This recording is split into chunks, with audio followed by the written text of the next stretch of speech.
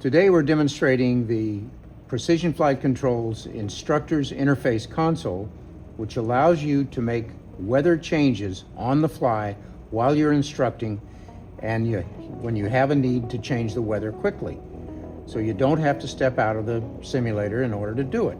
For example, cloud type, you can see here which says clear, and if we push that, it shows the scattered.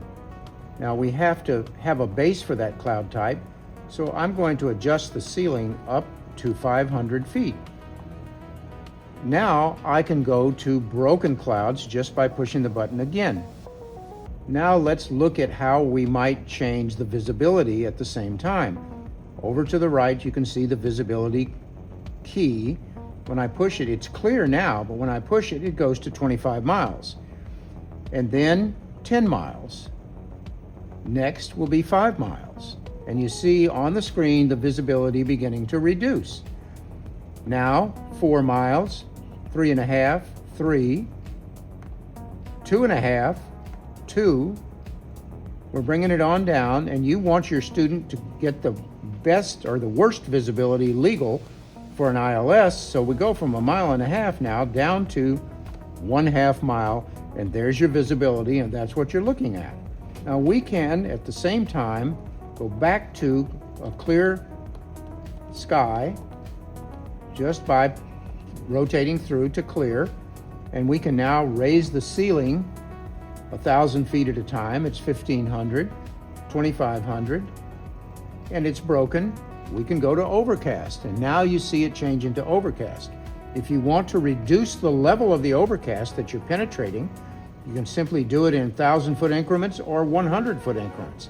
So now we're going to come down to a 1,500-foot overcast for your student. And we're going to change the visibility with a 1,500-foot overcast down to 4 miles. And there it is. You can see 4 miles visibility.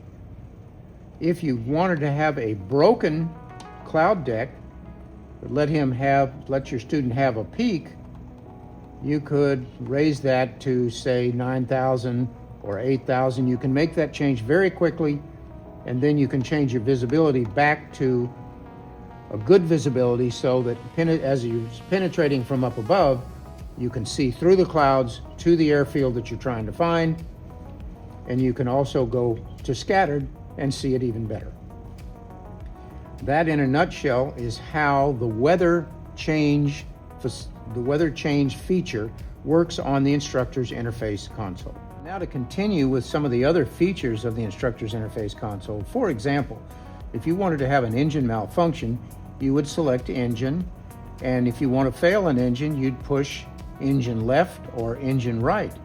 If, on the other hand, you wanted to have a chip light, it would be chip light left or chip light right. If during starting you wanted a hot start, it would be left or right or hung start, and other similar features including engine fire, left or right. All of those features are available on the engine. You go to the electrical system, you can fail a generator, left or right. You can fail a current limiter, and you can fail that during start or even before start, and then have the student go through finding with checks which current limiter failed during the start. If you want external power, or to simulate external power, you just push the external power button, and you'll have 28 volts on the panel, and you'll be able to do an external power start.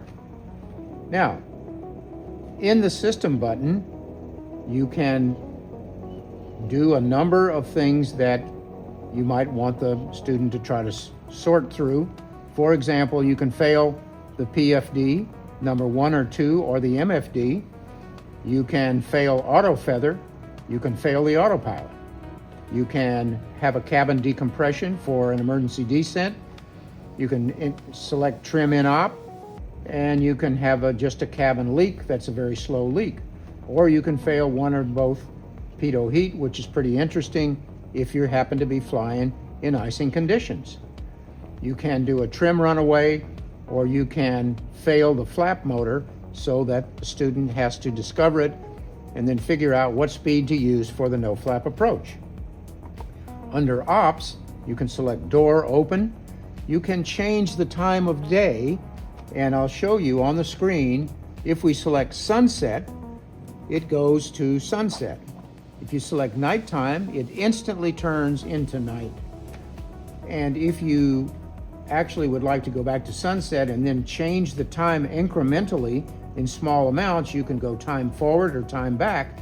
And if we just start clicking time forward, this dark screen gets darker and darker, and you can set that so that it has the level of light that you're interested in having for your student as he or she makes their approach into an airport area. You can also simulate bird strikes or door open. And one of the great features is if you're between two airports that are farther apart than you want to take time to do, you can go to accelerate toggle, and you can go to from one time, which is normal speed, all the way up to 5 times your ground speed. And that's typically, if you're in cruise, up to 1,200 knots. So you can shorten the time between long distance airports. I frequently go from, for example, take off in Truckee and go down to Santa Maria. And this is very, very doable with this accelerate feature. Then we're back to weather, which we've already talked about. And if you create a malfunction that you want to fix, you have to push fix all. And that will, for example, if you shut an engine down and you want to restart that engine for any reason, you have to push fix all in order to get that engine to start.